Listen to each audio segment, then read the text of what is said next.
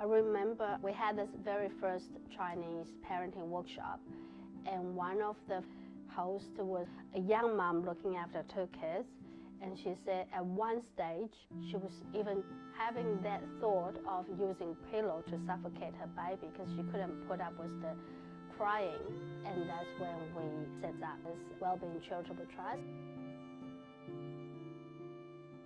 My name is Eva Chen. I was born and raised in Taiwan, came to New Zealand at the age of 17 as an international student. My experience with this mental health started with, back in 2008-ish, and we started to talk about a lot of parenting issues and can see there are anxieties. A lot of moms wasn't aware that they actually experienced some sort of postnatal depression.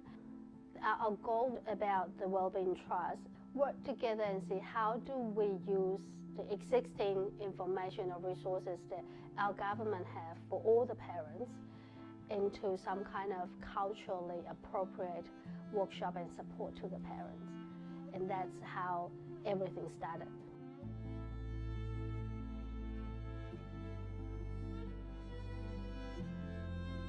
The first parenting workshop was working on the postnatal depression, but we try to avoid postnatal depression.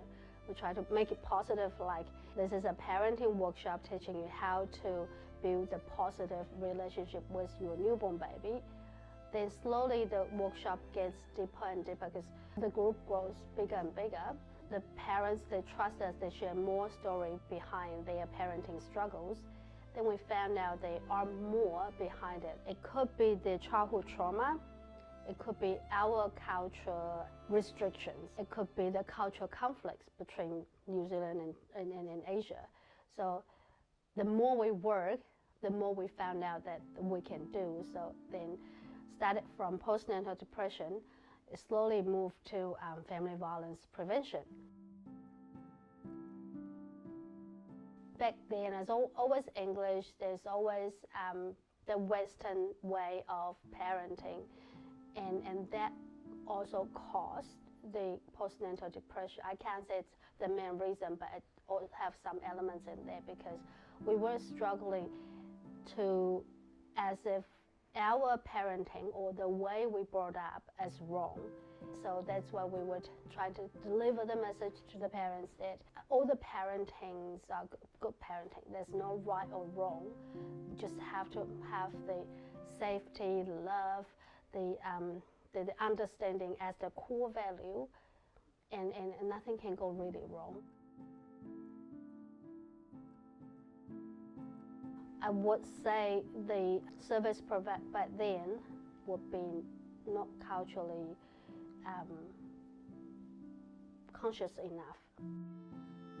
We have lack of support from the mainstream communities, so our community kind of see the gap and work together to fill the gap to support each other. My focus is shifting as my kids grow. My elders are teenagers, so it's more about teenagers' mental health, the teenager suicide. With my work, my organizations, within our reach to only partial of the Asian communities, we lost one young life per month since February 2021. And that's something that I think is pretty scary.